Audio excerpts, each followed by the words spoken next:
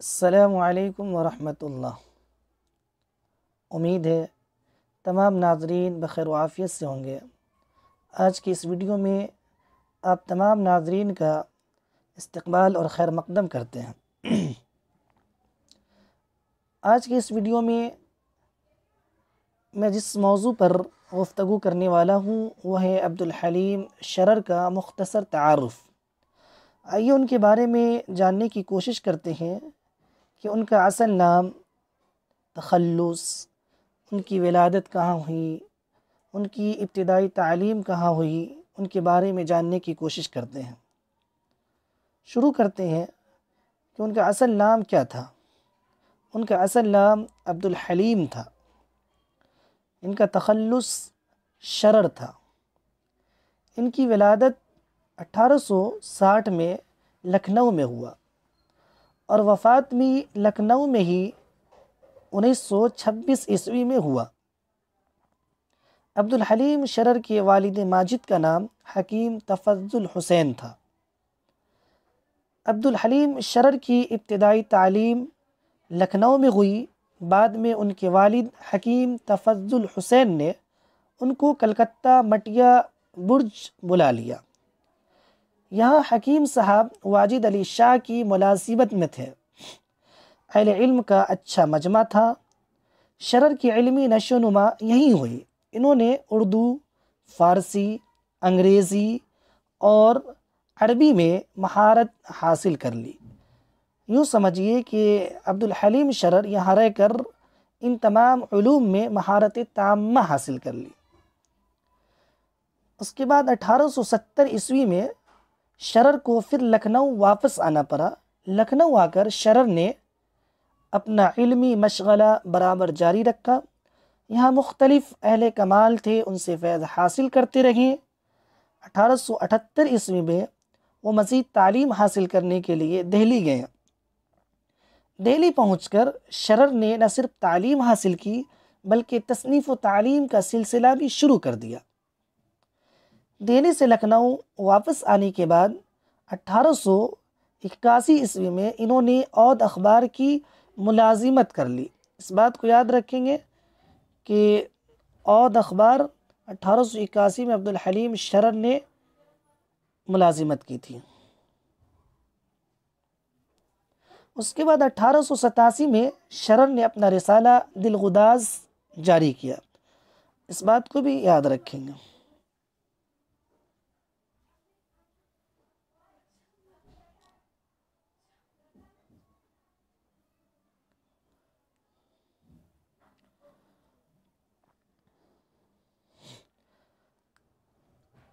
अठारह सौ सतासी में शरर ने अपना रिसाला दिलगुदाज जारी किया। कुछ दिनों के बाद इस रिसाले में उनके नाबिल मलिकुल अज़ीज़ वर्जना, हुस्ने इंजिलेना, मंसूर मोहना, किश्तवार शाये होने लगे।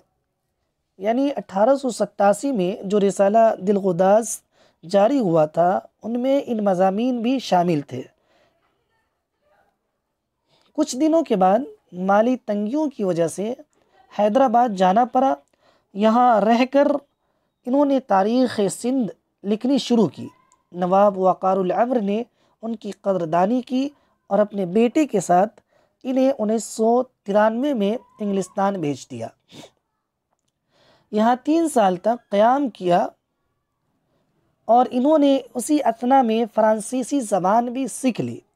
इंग्लिस्तान यानी इंग्लैंड से वापस आकर हैदराबाद से दिलगुदाज जारी किया। दिलगुदाज कई मरतबा बंद भी हुआ और कई मरतबा जारी भी हुआ। कभी हैदराबाद से तो कभी लखनऊ से जारी हुआ। अब्दुल हलीम शरर ने उर्दू में तारीख़ी नावल की इब्तिदा की। मलिकुल अज़ीज़ वर्जना उनकी तारीख़ी नावल के जो 1888 ईस्वी में जारी हुआ।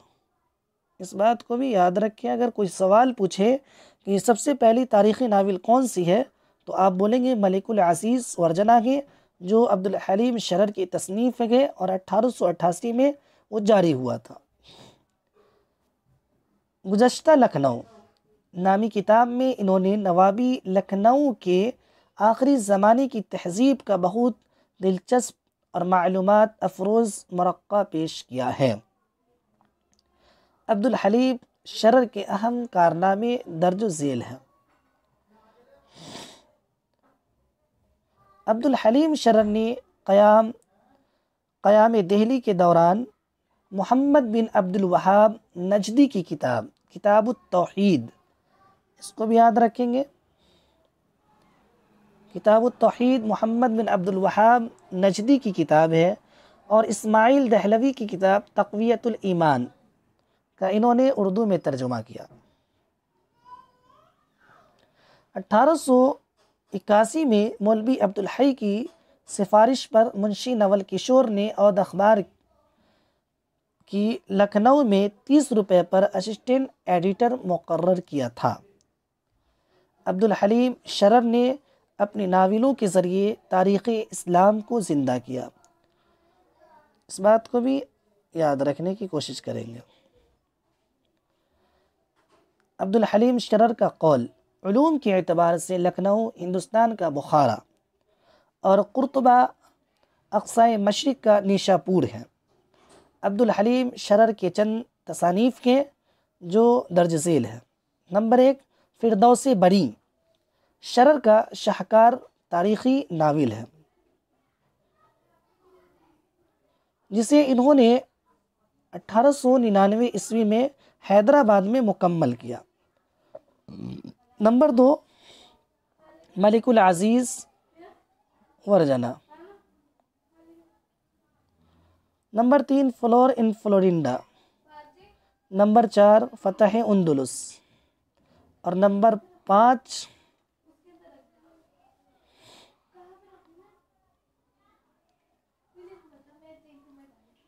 अय्याम अरब। ये चंद बातें अब्दुल हलीम शरर के मुताल्लिक़ थी। अगर आप तमाम लोग इसको अच्छे से ज़हन नशीन कर लेंगे तो इंशाअल्लाह इम्तिहान में अच्छे नंबरात से कामयाब होंगे। एक शेर के